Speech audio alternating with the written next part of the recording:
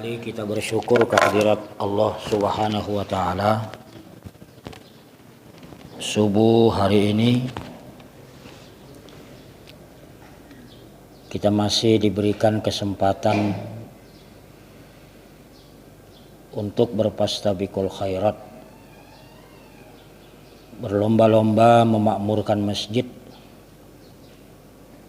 berlomba-lomba melakukan kebajikan yang tentu saja tidak semua orang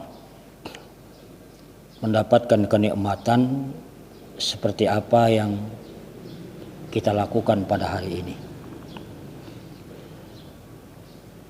Salawat dan salam senantiasa kita haturkan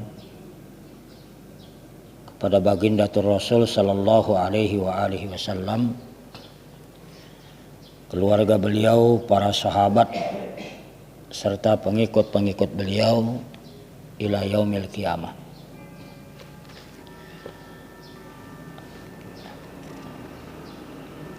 Adab berhutang yang ke-9. Orang yang berhutang harus mencari jalan keluar dalam rangka melunasi hutangnya.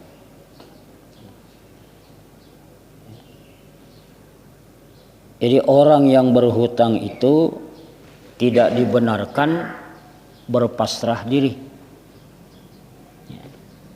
tetapi wajib baginya untuk mencari solusi bagaimana caranya agar bisa melunasi hutangnya. Dan tidak boleh juga dalam upaya melunasi hutang itu kemudian menempuh cara-cara yang tidak dibenarkan oleh agama.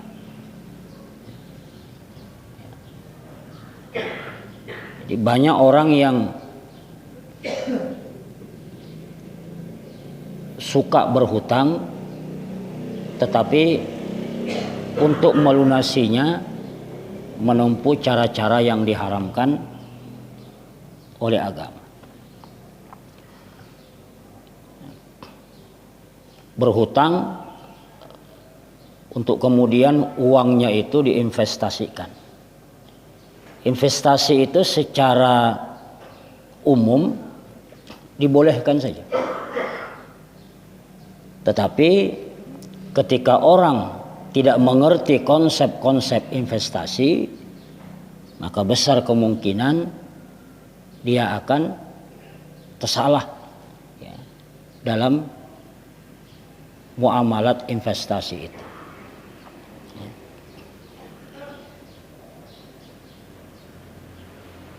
Investasi itu kan harus jelas ya. Sistem kerjanya seperti apa ya. Kemudian memutar uangnya itu seperti apa ya. Kalau kantornya di mana ya. Kemudian investasi itu keuntungan tidak boleh ditentukan di awal ya. Tapi nanti setelah selesai, jadi di ujung, di akhir. Nah, jadi orang yang ingin investasi, pelajari dulu konsep-konsep investasi syariah.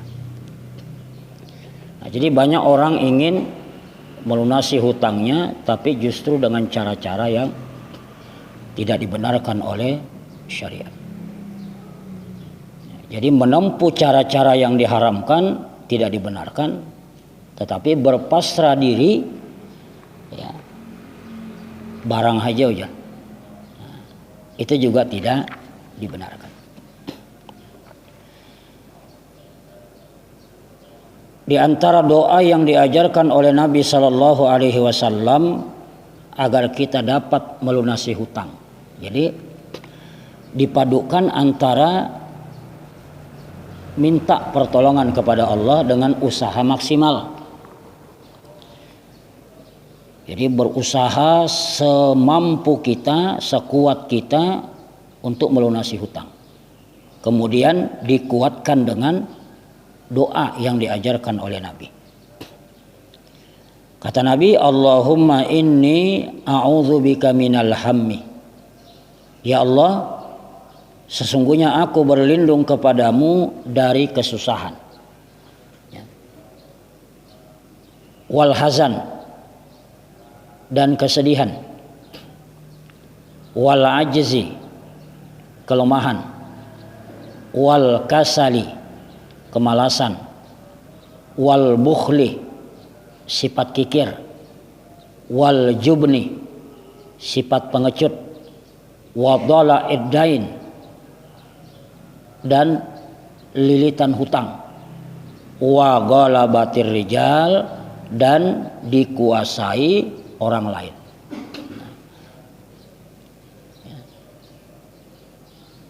Rupanya lilitan hutang ini itu sesuatu yang paling ditakuti oleh Nabi. Jadi beberapa sifat yang disebutkan di sini, nah itu paling ditakuti oleh Nabi. Kesusahan, kesedihan, kelemahan, kemalasan, sifat kikir, pengecut, kemudian lilitan hutang, dan dikuasai oleh orang lain.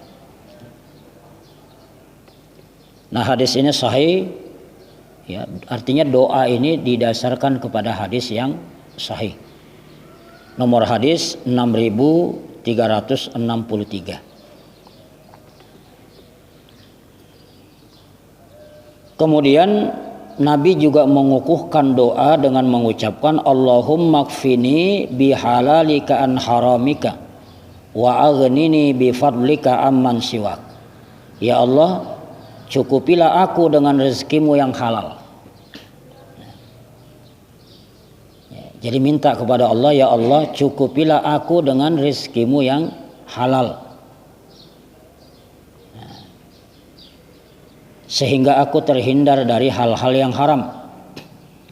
Cukupilah aku dengan karuniamu sehingga aku tidak meminta selain kepadamu. Nah, ini doanya pendek tetapi luar biasa, dahsyat. Ya. Jadi rezeki itu bisa datang dari yang halal, bisa datang dari yang haram. Rezeki itu. Apa buktinya? Buktinya doa Nabi, ya Allah, cukupkanlah hambamu ini dengan rezeki yang halal. Artinya kalau orang itu tidak hati-hati dalam mencari rezeki, tidak menutup kemungkinan rezekinya itu berasal dari yang haram.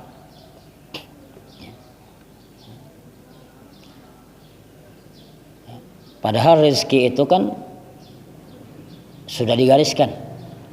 Artinya kalau hari ini rezeki kita sekian, maka cara apapun yang kita tempuh untuk mendapatkan rezeki itu tetap segitu, Pak. Cara halal yang kita gunakan tetap segitu. Cara haram yang kita gunakan tetap segitu. Sebahagian orang ada yang tidak sabar misalnya, lalu kemudian dia mencuri.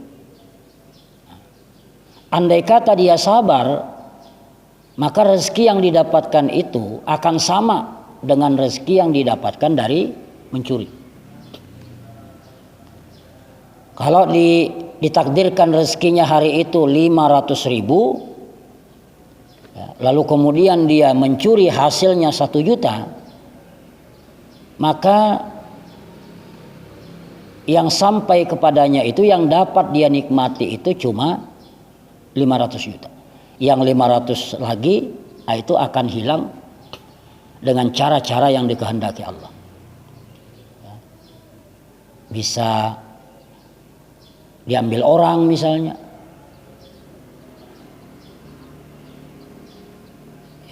pokoknya hilang, karena yang 500 itu bukan miliknya.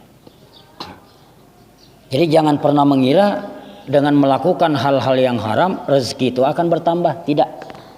Ya. Cara halal kita gunakan, cara haram kita gunakan, tetap yang sampai kepada kita sesuai dengan yang ditakdirkan Allah. Nah, karena hasilnya sama, ya, maka Nabi minta ketetapan, ya Allah, cukupilah aku dengan rezekimu yang halal saja. Nah ini perlu kita baca terus Pak. Ya.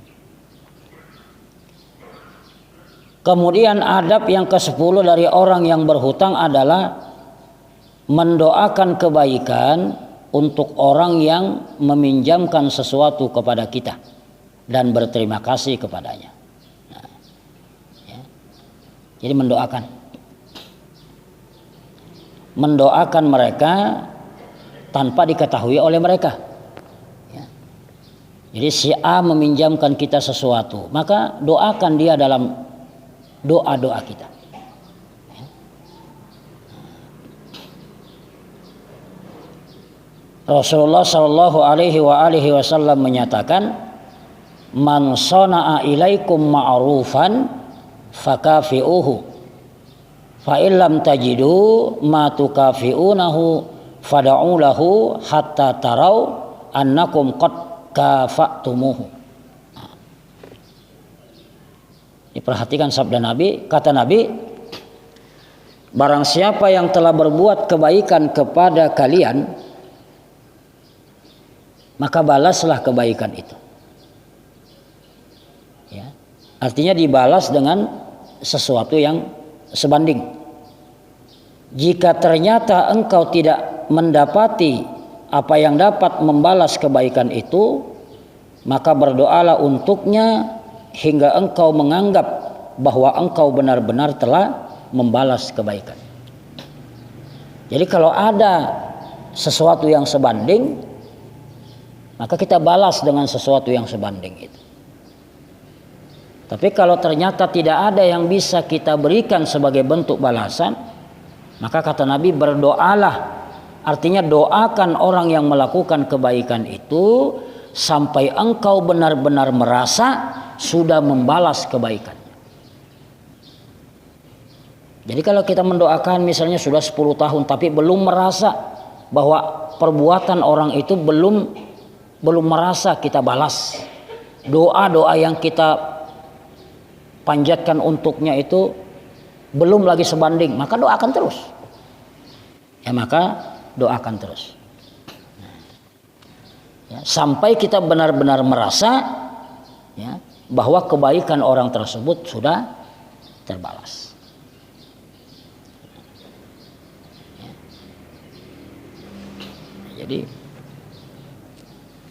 Jadi termasuk menyalahi sunnah orang yang diberi hutang, orang yang diberi pinjaman, tetapi tidak mendoakan orang yang memberikan pinjaman itu. Ya. Salah satunya adalah mengucapkan jazakallah. Ya. Semoga Allah memberikan balasan kepada Anda. Atau kita doakan barakallahu laka fi ahlika wa malika. Ya. Semoga Allah memberikan berkah kepadamu ya, pada keluargamu dan pada hartamu.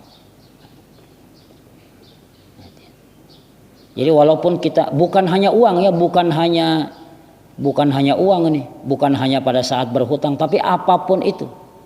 Ya. Apapun itu.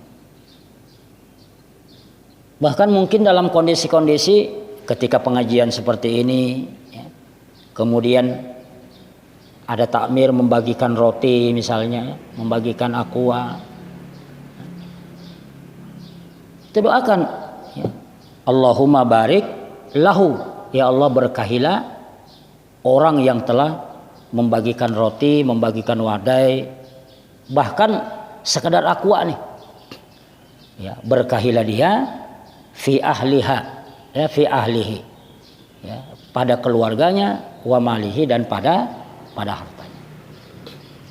Nah, soalnya kita mendoakan.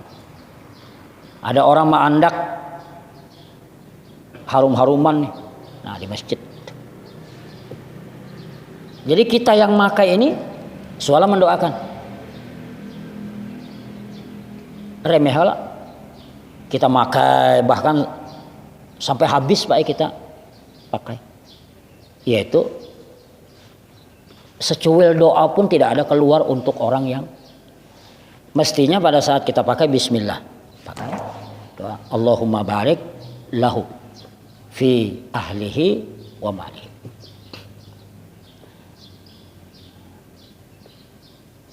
Ada orang-orang nyumbang yang kita kada tahu siapa orangnya untuk buka puasa Senin Kamis.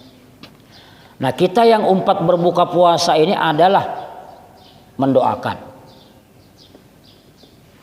Ya Allah, berikanlah keberkahan kepada siapapun yang umpat menyumbang ya, untuk puasa Senin Kamis ini ya, pada keluarganya, pada hartanya. Awam rasanya kita berdoa kayak itu.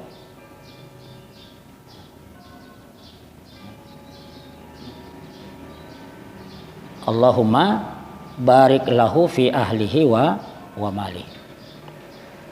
Semoga Allah memberikan keberkahan kepadamu kalau kita berada di hadapannya, kepadanya kalau misalnya dia sekedar lewat. Nah, ini kan remeh seperti ini. Tapi ternyata itu ada tuntunannya. Ya, itu ada tuntunan. Barakallahu laka. Nya ucapan tuh banyak barakallahu laka, barakallahu fika, barakallahu alaika, barakallahu bika. Itu beda-beda artinya tuh. Ya. Beda-beda artinya. Coba ya barakallah. Makanya kan kita kalau ada orang menikah doanya barakallahu lakuma wa baraka alaikuma. Apa perbedaan barakallahu lakuma wa baraka alaikuma?